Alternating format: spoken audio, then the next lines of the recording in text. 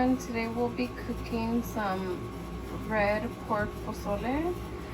Right here what I have is pork meat. I have a mixto de pozole, trozos de puerco, and then I also got two pieces of patas de puerco. This is the meat that I use and how I know how to make it.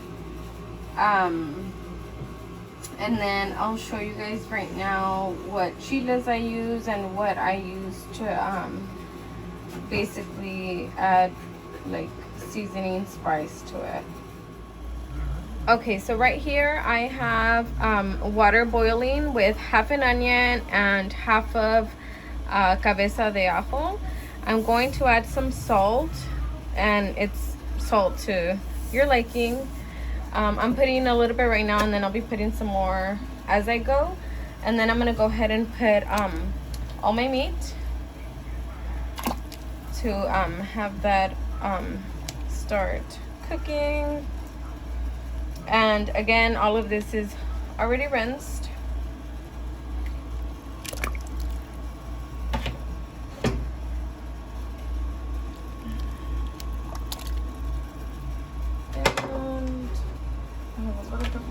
I put it in different containers as I was rinsing.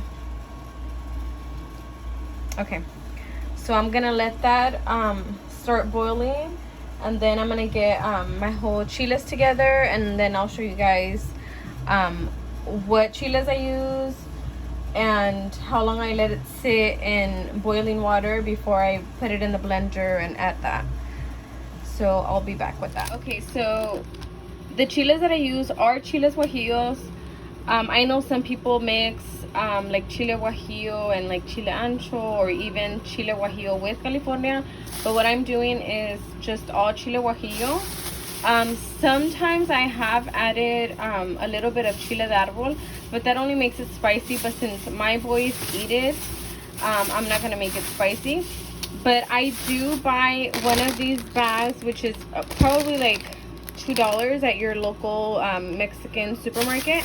And then I do also grab from where they have them for you to grab yourself, just because I was told that the ones that come in the bag are typically spicier than the ones that you get yourself. So what I do is basically I do like half of this and then half of that, and then I don't know, I guess that's just how I was told, and that's how I do it. Okay, so here I have my chiles already devined and rinsed. Don't worry if you don't take out every single seed, because you will be putting once you blend it, you'll be putting the sauce in a strainer, I believe it's called, you know, those coladeros, before you put in the actual olla with the pozole. So don't worry about the actual seeds getting to the actual pozole. So I already went ahead and I already have my water boiling for the chiles. So what I'm gonna do is I'm going to pour them in the pot, and then I'm just gonna let them sit for maybe 15 to 30 minutes or so, just so that basically they can get soft, and then I'll go ahead and put them in the blender. So then I'll go ahead and show you guys once they're ready, and I'll put them in the blender, and I'll show you what I put in the blender with them.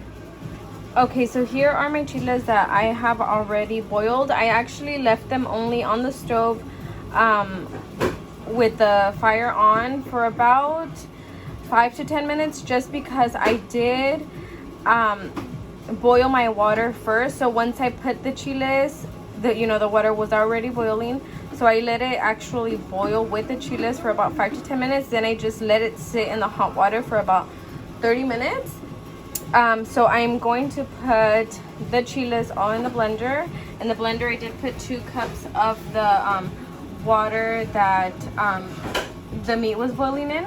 I will be adding this is the onion right here, is the onion that the half of the onion that was in the pot with the meat boiling. I'm also adding the garlic.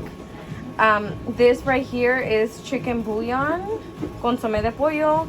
This is oregano, and then these are the whole pepper seeds or something like that. So I'll be adding all of this with the exception of the leaves. These are bay leaves. I'll be adding that to the actual pot, but everything else I'll be blending with the chiles. I'm not good at measuring, just because, you know, if you're Mexican, you don't really know like measurements of stuff, because it's always like, oh, a little bit of this, a little bit of that. But for the sake of this video, I did roughly 2 tablespoons of chicken bouillon, and then like 1 tablespoon of oregano, or like 1.5. And I'll be blending all that together. So I'll be blending that right now. And just because it's too loud, I don't want to like actually record that. But once I'm done blending it, I'll go ahead and show you guys. Okay, so I forgot to record when I was putting the actual hominy in there, but the meat has been boiling for about an hour. I did rinse the hominy, and then I poured it in here. I haven't mixed it yet. I'm going to put the sauce right now, and I'll show you guys as I do that, and then I'll mix it all together. Okay, so as you can see, I already put the bay leaves in there. I'm going to put my sauce now through this little strainer. Just little by little it'll go, and then I'll add some of the water so that it can keep going down. Don't mind my mess. I couldn't find my blender cover, so I had to use the plates, and that didn't work out so well. So once I finish getting all that sauce through the strainer, I'll go ahead and show you guys the color that it looks afterwards. Okay, so this is how it's looking now that I added the sauce. This little fat that you see at the top, like the little like grease, oil, whatever you call it, you can always like take it off with a bigger spoon once it's done boiling. So this is how it's looking. I'm going to add a little bit of salt, just a little, because with the consome de pollo that I put, it does basically give it all the flavor, so you really don't need that much salt, but I'm just doing it just so that it's okay. So I'm gonna let this boil for maybe an hour and a half or 2, and then I'll show you guys. Okay, you guys, so this has been boiling for roughly an hour and like I'd say 45 minutes. The meat is really soft, and it's ready to be served. Well, once it cools down a little bit, just a little bit. I'll show you guys once I put up all the stuff that I put in it, and once it's served. Okay, so this is how I eat my pozole. I put cabbage, lemon, and avocado. If you haven't tried it with avocado, I would suggest you try it because it's very delicious. So there you have it.